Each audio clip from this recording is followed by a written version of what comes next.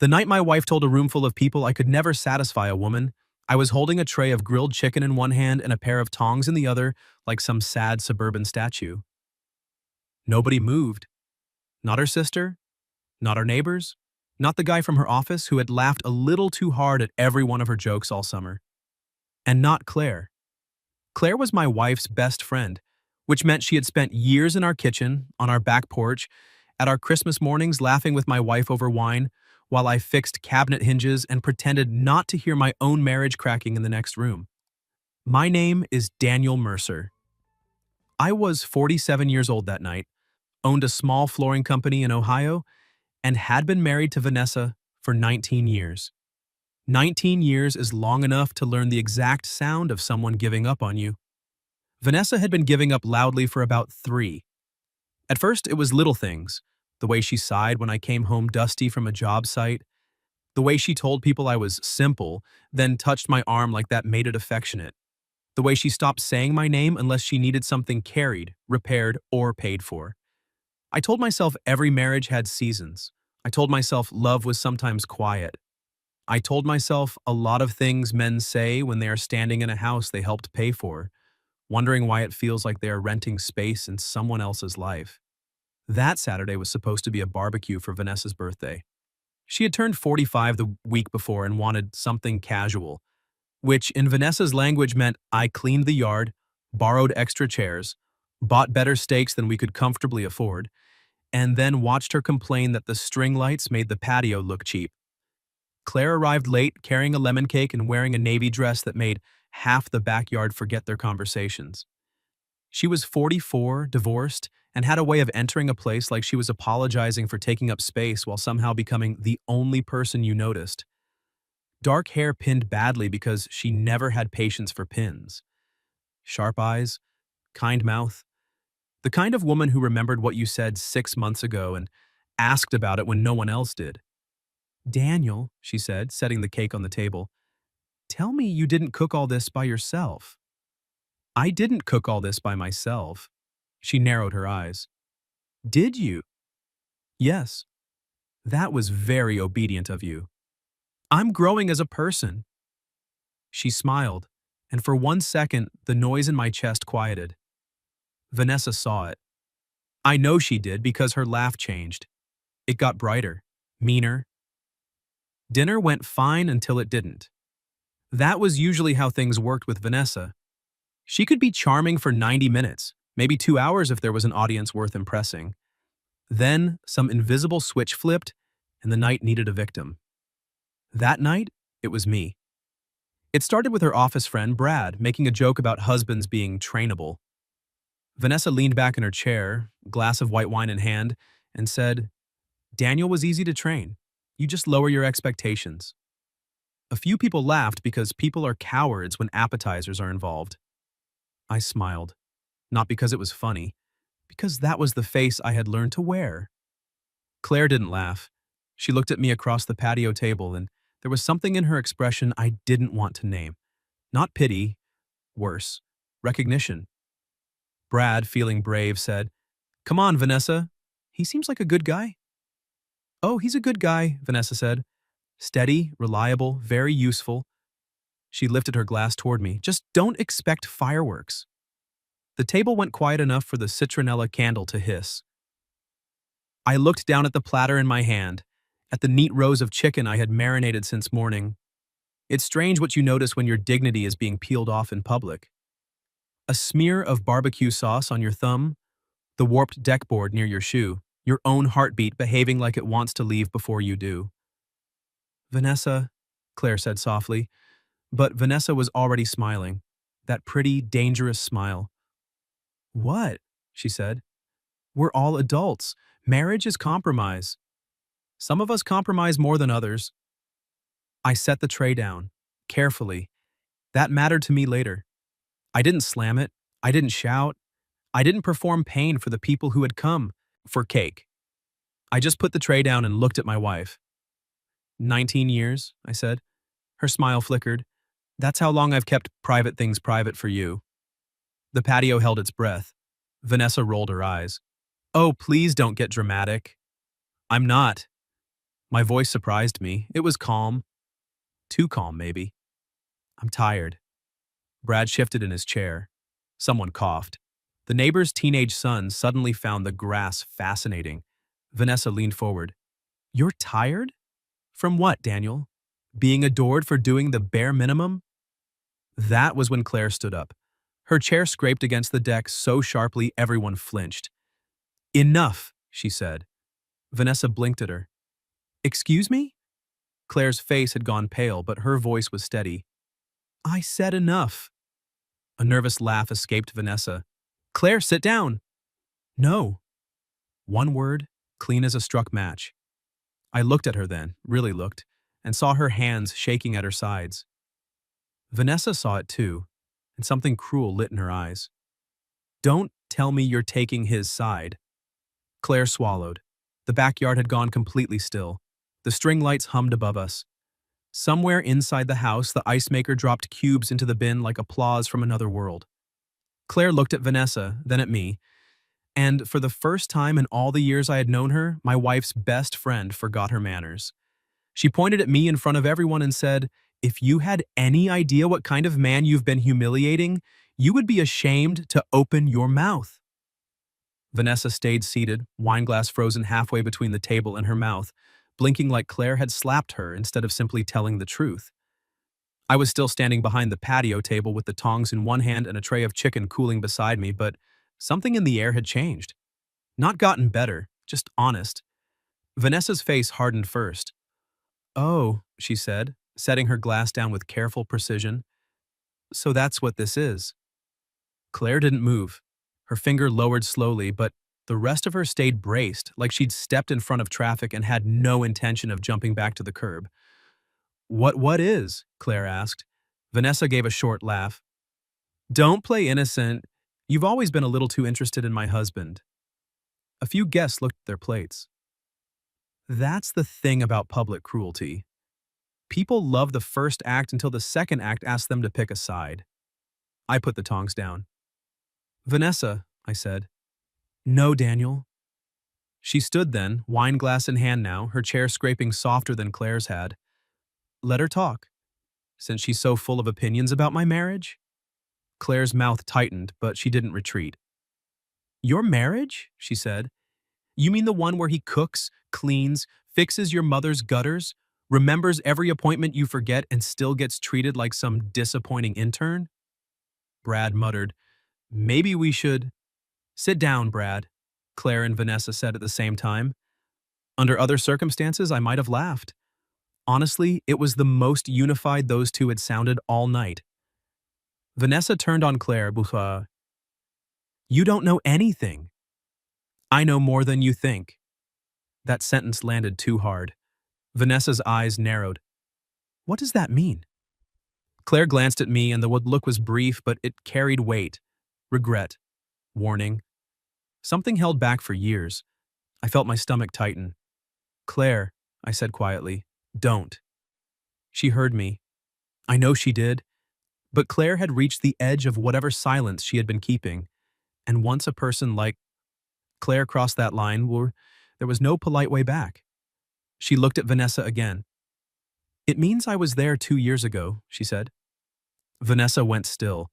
The patio shifted around us. Someone's fork clinked against a plate. The air smelled like smoke, basil, and a storm that hadn't arrived yet. I was at the hospital, Claire said. My hand closed around the back of a chair. Vanessa's mouth opened, but nothing came out. Claire's voice softened, and that somehow made it worse. When Daniel called me because you wouldn't answer your phone, when your mother fell and broke her hip, he had been there for 16 hours, sitting in that ugly vinyl chair dealing with doctors, paperwork, insurance, your mother crying because she was scared, remembered the fluorescent lights, the coffee that tasted like burned pennies. Vanessa texting me at midnight, handle it, I have an early meeting. Claire looked at the people around the table. He didn't complain, he didn't tell anyone. He just stayed. Vanessa's cheeks flushed. That was family business. No, Claire said. That was love. And you called it bare minimum. I looked down because I didn't trust my face. It is a strange thing to be defended when you've trained yourself not to need defending. Part of you feels grateful. Another part feels exposed, like someone opened a curtain over a room you kept dark on purpose. Vanessa's voice sharpened. How noble. Is that when you started fantasizing about him? A small gasp came from the far end of the table. Claire flinched. That did it. I stepped around the patio table, leaving the chicken and tongs behind. I didn't rush. I didn't raise my voice, but when I stopped between them, Vanessa finally looked at me like she remembered I was in the yard. You don't get to do that, I said. Her eyes flashed. Do what? Throw dirt at her because she told the truth about me. Vanessa laughed, brittle and bright. Listen to you, defending her now. Yes, I said. I am. Claire's breath caught behind me. Vanessa stared at me. Maybe she expected shame. Maybe she expected me to backpedal, to soothe her, to make the room comfortable again. I'd done that for years. I had been the human rug under every awkward silence. But a man can only be stepped on so long before he remembers he has feet. I am defending Claire, I said, because she is the only person here brave enough to say out loud what everyone else has been pretending not to hear. Nobody moved. Vanessa lifted her chin. So now I'm the villain? No, I said. You're my wife. That's why this hurts. For half a second, something flickered in her. Not guilt exactly, more like surprise that pain had a voice. Then she killed it. You are embarrassing me at my birthday party. I almost smiled. So, Vanessa, I said, you opened the door. She looked away first. The sky rumbled in the distance, low and slow, a summer storm rolling toward us like it had been invited. Claire touched my elbow. Barely. 2 fingers against my sleeve. Daniel, she said, you don't have to do this in front of everyone. That small touch nearly undid me more than Vanessa's insults had, not because it was romantic, not yet, because it was careful. I turned slightly. I know. Her eyes were glossy, but she held herself together. Claire Bishop was 49, a hospice social worker, and the kind of woman who could walk into the hardest room of someone's life and still remember to ask who needed water. She had been in our circle for 12 years. She brought soup when my father died. She laughed at my bad puns like she was filing them away for blackmail. She noticed when I went quiet. And she was my wife's best friend. That last fact stood between us like a locked gate. Vanessa picked up her glass again, but her hand trembled. I want everyone to leave. No one argued. Chairs scraped. Napkins dropped. People murmured the useless phrases people use when they want to escape with their conscience intact. Thanks for having us. Happy birthday. Drive safe? Brad tried to clap me on the shoulder, missed the right moment, and settled for saying, Take care, man, like I had the flu. Within 10 minutes, the backyard emptied. The storm came closer. The string lights swayed. The cake sat untouched on the side table, white frosting beginning to sag in the humidity. Claire remained near the grill, arms folded, looking like she wanted to stay and disappear at the same time. Vanessa stood by the patio door. You too, she said to Claire. Claire nodded once. Of course? She started toward the gate. I don't know what made me speak. Maybe the storm. Maybe the hospital memory. Maybe the fact that I had spent years letting decent moments leave because indecent ones were louder. Claire. She stopped with one hand on the latch. Vanessa's eyes snapped to me. I swallowed. Thank you. Claire looked back, and the anger had drained from her face, leaving only sadness. You shouldn't have needed me to say it, she said. No, I admitted. But I did. Vanessa made a sound under her breath. Touching. Claire opened the gate, then paused. This time, when she looked at Vanessa, her voice was quiet enough that only the 3 of us could hear. I loved you like a sister, she said. That's why I stayed polite for so long. But watching you break a good man and call it marriage, I'm done being polite. Then she walked out and the gate clicked shut behind her. The first drops of rain hit the patio stones. Vanessa and I stood facing each other under the string lights, with 19 years of marriage between us, and not one guest left to hide behind. Then her phone lit up on the table. A message preview flashed across the screen from a name I didn't recognize. Can't wait until you finally leave him. You deserve fireworks tonight. Vanessa stood by the patio door with her wine glass in one hand and her phone in the other, the screen lighting her face from below like a campfire no one wanted to sit around. For a second, neither of us moved. Rain ticked against the patio stones. The string light swung over the empty chairs. Somewhere beyond the fence, a car door shut. As the last guest escaped the crime scene we used to call a birthday party, I looked at the name on her screen. Grant. Not Brad, not one of the husbands I knew, not a coworker she had ever mentioned, just Grant, with a little champagne glass emoji beside his name, because apparently even betrayal needed accessories now. Vanessa turned the phone over against her palm. Too late. I had seen enough. Who's Grant? Her face did something strange. Not guilt, exactly. More like irritation that I had stepped into the wrong room without knocking. Nobody. I laughed once, but there wasn't any humor in it. Nobody can't wait until you finally leave me? Her jaw tightened. The storm gave a low roll of thunder, and for some reason that made me calmer. Maybe because nature was finally matching the room. Daniel, she said, like she was about to scold me for leaving fingerprints on glass. Don't make this dramatic. Vanessa, you threw a birthday party, told our friends I couldn't satisfy you as a husband or as a man, kicked everyone out when they stopped laughing, and now some guy named Grant is texting you about fireworks. I don't think I'm the one bringing drama. She took a sip of wine. Her hand trembled again, but her voice stayed sharp. He listens to me. There it was. Not the whole confession, just the first loose thread. I nodded slowly. How long? She looked toward the yard like the answer might be hiding behind the hydrangeas. How long? I repeated. 6 months.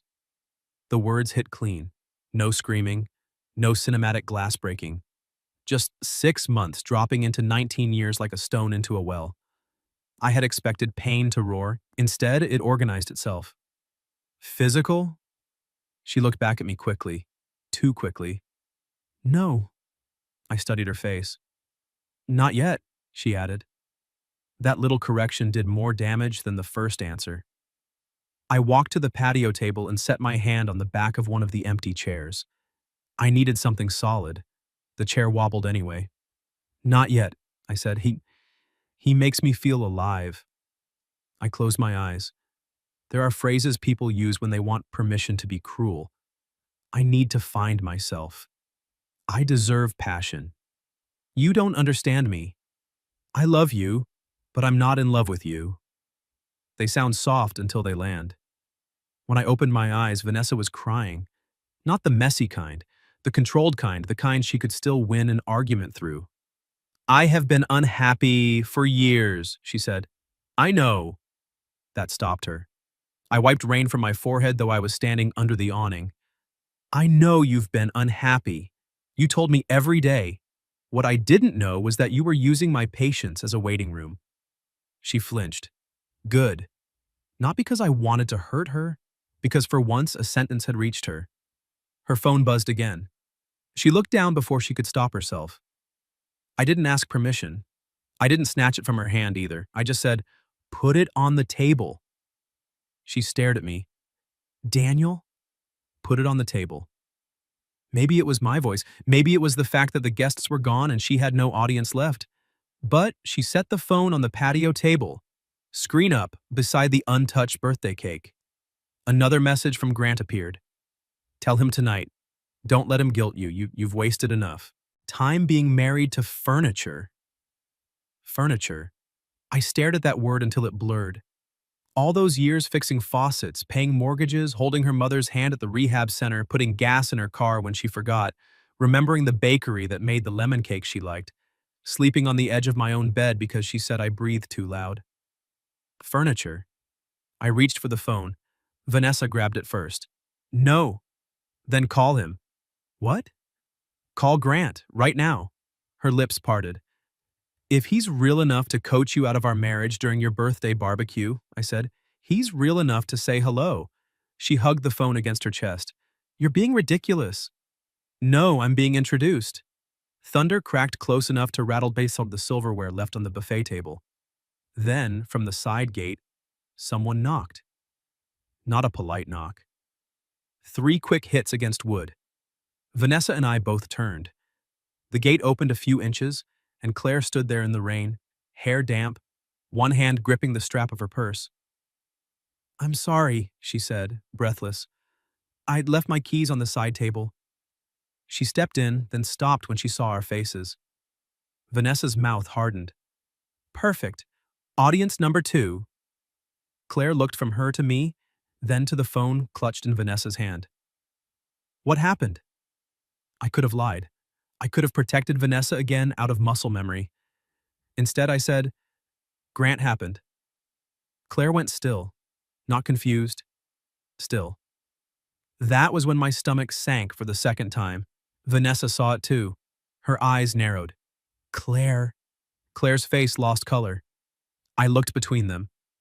"You know him?" Rain ran down Claire's temple. She didn't wipe it away. "Daniel," she said softly, "I didn't know it was still going on." The world got very quiet after that. Vanessa pointed at her with the phone. "Don't you dare." Claire stepped fully onto the patio, keys forgotten, manners gone. "No," she said. "I kept your secrets when they were harmless complaints over lunch. I kept quiet when you said you were lonely. But if you're going to stand here and make him feel like he was never enough while another man is waiting in the wings, then I'm done." I stared at Claire. "How long have you known?" She looked at me, and the shame in her eyes was worse than any answer. "Long enough to regret it." I stood there on the patio with Vanessa's phone in one hand and that stupid lemon birthday cake in the other, staring at Claire like the rain had just washed a stranger into my yard. Vanessa still had her wine glass near her hip, pointed at Claire like it was evidence. "Long enough to regret it," Claire repeated, quieter this time. I set the cake down on the table before I dropped it. The frosting had smeared against my thumb. 20 years of marriage coming apart beside buttercream and plastic forks. There's no dignified setting for heartbreak. People think there should be violins. Sometimes it's just thunder, wet patio chairs, and a cake nobody wants to eat. Vanessa laughed once. "Oh, don't look so wounded, Daniel. Claire loves playing noble when it costs her nothing." Claire's eyes snapped to her. "It cost me plenty." "What did you know?" I asked. Claire turned toward me. "She told me about Grant 6 months ago. At first she said he was just someone from the downtown redevelopment committee. Someone who listened. Someone who made her feel alive." Her voice cracked, but she didn't look away. "I told her if she was unhappy, she needed to talk to you. Or leave, honestly." Vanessa rolled her eyes. "You lectured me over salad."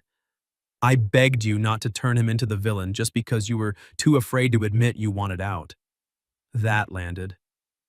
For the first time all night, Vanessa looked less angry than exposed. I looked down at the phone in my hand. Another message lit up. "Grant, are you coming or not?" I read it aloud. Vanessa's face went pale. Claire covered her mouth with one hand. "Vanessa." I didn't shout. I wish I could tell you I had some dramatic burst of rage, but something in me had gone terribly calm. "Were you leaving tonight?" I asked. Vanessa's jaw trembled. "So, I was going to tell you." "After the cake?" "Don't be cruel." I almost laughed, not because it was funny, because my whole body didn't know what else to do with that sentence. "Cruel?" I said.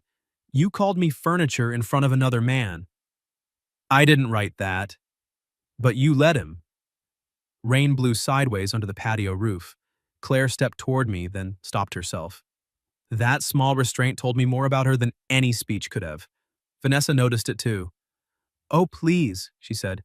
"Don't pretend this isn't convenient for both of you." Claire stiffened. "Do not do that."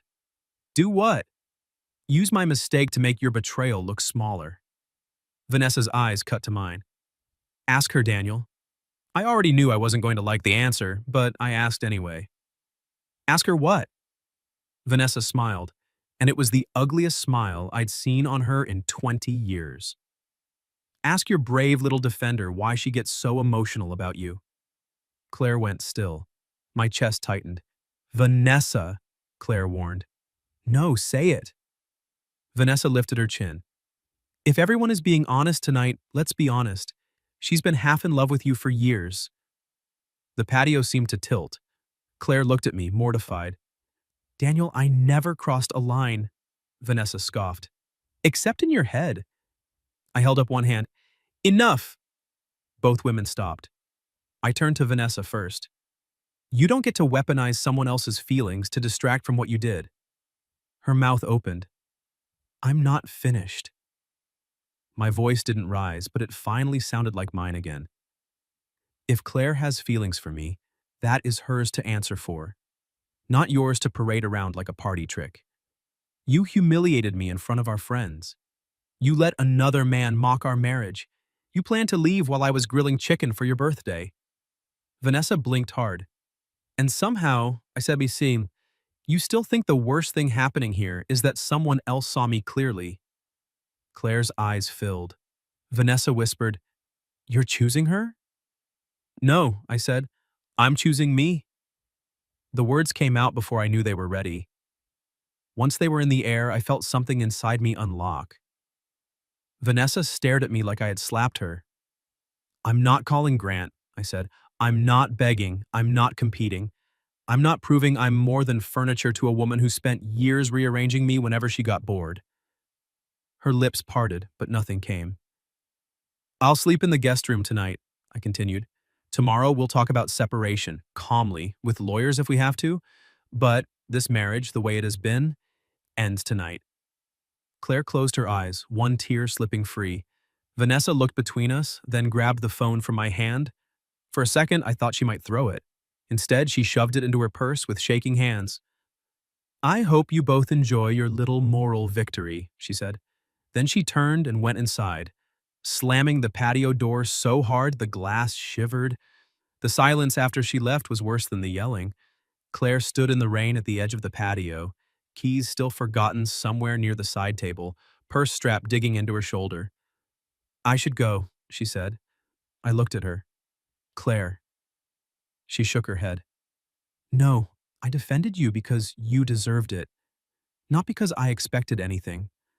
Not because I wanted tonight to happen like this. She swallowed. And if my feelings made any part of this harder, I am so sorry. I stepped closer, slow enough that she could move away if she wanted. She didn't. When did it start? I asked. Claire let out a broken little laugh. That is a terrible question to ask a woman standing in a thunderstorm. Fair. She looked up at me. It wasn't one moment. It was 100 small ones. You fixing my porch light after my dad died. You remembering I hated cilantro. You making everyone feel safe without asking to be thanked. Her voice dropped. And then watching her treat that like it was nothing. My throat burned. I'm still married, I said. I know. I'm a mess. I can see that. That's not a selling point. No, she said softly. But it is honest. For a second, neither of us moved. Then Claire reached up, not to kiss me, not to claim anything, but to wipe rainwater and frosting from my thumb with the edge of a napkin she'd grabbed from the table. It was such a gentle, absurd thing that it nearly undid me. I caught her hand before she could pull away. Don't disappear, I said, her breath caught. I'm not asking for a promise, I said. I'm not asking you to wait in some noble corner while I untangle my life. I'm asking you not to punish yourself for caring. Claire looked at our hands, then back at me. I can do that, she whispered. Inside the house, a suitcase thudded against the hallway wall. Claire and I both turned toward the patio door. Then Vanessa's voice cut through the glass, sharp and shaking. Daniel, you need to come inside. Now. Claire and I stood on the patio with our hands still locked together, rain tapping the table, Vanessa's phone slick in one of my hands, and that poor lemon birthday cake balanced against my palm like evidence from a crime scene. Daniel, Vanessa called again from inside. Now, Claire looked at me. Go. I set the cake on the patio table before it could slide onto my shoes, then gently let go of Claire's hand. Not because I wanted to, because I needed to walk into my own house without hiding behind anyone. I opened the patio door and stepped inside. Vanessa stood in the hallway beside a suitcase. Mine. The old Navy one with the busted wheel from our trip to Denver 12 years earlier. At first, I thought she had packed my clothes. Then I saw the jewelry box on top. Her jewelry box, a stack of envelopes, our wedding album, and a small framed photo of us from the first year we were married, back when we still looked at each other like life was something we were building together instead of something we were surviving. Vanessa's mascara had run. She looked younger and meaner and more frightened all at once. "I was going to leave tonight," she said. I looked down at the suitcase. "For Grant?" She swallowed. "I thought so." Claire stayed by the open patio door behind me. She didn't come in. She didn't speak. She just stood there, giving me the dignity of handling my own ending. Vanessa held out her hand for the phone. I gave it back. She looked at the screen, then turned it toward me. A message from Grant read, "Don't bring drama to my place. I told you I'm not ready for anything serious." There it was. Not a great romance, not a rescue, just a man who liked being wanted until wanting came with luggage. Vanessa laughed once, bitter and broken. "Can you believe that?" "Yes," I said quietly. Her face twisted. "That's it? What do you want me to say?" "I don't know." She gripped the phone. "That I'm stupid. That I ruined everything. That I deserve this." I took a breath. "You're not stupid, Vanessa, but you were cruel. And you did ruin something." She flinched like the truth had more force than anger. I stepped closer, not enough to comfort her, just enough to be honest. "I don't hate you. I'm not going to stand here and pretend 20 years meant nothing. But I'm done letting the years we had become an excuse for the way you treated me." She looked past me at Claire. For once, Claire didn't lower her eyes. Vanessa whispered, "Are you two going to be together?" I could have lied to make the room easier. I didn't. "I don't know," I said, "but whatever happens next won't be the reason this marriage ended." Vanessa cried then. Not dramatically, not beautifully, just tired, ugly crying into her own hand. And the strange thing was, I felt sorry for her, but I didn't feel responsible for saving her from the consequences of being herself. She stayed at her sister's that night. I slept in the guest room anyway because the bedroom felt like a museum of everything we never said. Claire drove home after making me promise I wouldn't sit alone with the whole bottle of bourbon in the pantry. "I'm 52, I told her. "I can make responsible choices." She looked at the frosting still on my sleeve. "You carried a birthday cake through a marital collapse." "Fair point." She smiled, but her eyes were wet. Nothing happened between us that night. That matters. Some doors need to close before you reach for another handle. The divorce was not easy, but it was clean enough. Vanessa and I sold the house. We divided the furniture, the accounts, the old Christmas ornaments. There were arguments, there were quiet apologies. There was one afternoon in a lawyer's parking lot when Vanessa said, "You were a good husband, Daniel. I just didn't know how to stop resenting my own life." I told her, "I hope you build one you don't have to punish someone else for." 6 months later, Claire and I had coffee, real coffee, in public, with both of us free to sit across from each other without guilt sitting in the third chair. She wore a green sweater and made fun of me for stirring my coffee like I was negotiating with it. I told her I was nervous. She said, "Good, I'd be offended if you were smooth." Our first kiss happened 3 dates later, outside a bookstore during a rainstorm, because, apparently, weather had become our unpaid supporting actor. It was soft, careful, not a victory lap, a beginning. A year after that, I moved into a smaller house with a crooked porch light. Claire said it gave the place character. I said character was what people called repairs they didn't want to pay for. She handed me a screwdriver. We got married on a Saturday morning in her sister's backyard, with barbecue from a local place and lemon cake on purpose. When I saw it, I laughed so hard, I almost cried. Claire leaned close and whispered, "Too soon?" I said, "Perfect timing." Now, every summer, when rain hits the patio roof, she reaches for my hand without thinking. And I still feel that first impossible moment, standing in the wreckage of an ending, realizing someone had seen me clearly long before I remembered how to see myself. Vanessa remarried 2 years later. We're not friends exactly, but we're peaceful. Sometimes peace is the most graceful thing two people can give each other after love has run out. As for Claire, she still forgets her manners around me sometimes. She steals fries from my plate. She corrects my grill temperature. She kisses me in the kitchen when I'm trying to read the mail, and every time, I let her. What would you have done if your spouse humiliated you in front of everyone, only for their best friend to be the one who finally defended you? And have you ever had one painful moment reveal feelings you didn't know how to name? Tell me your story in the comments. If you like this one, leave a like, subscribe, and I'll see you in the next video.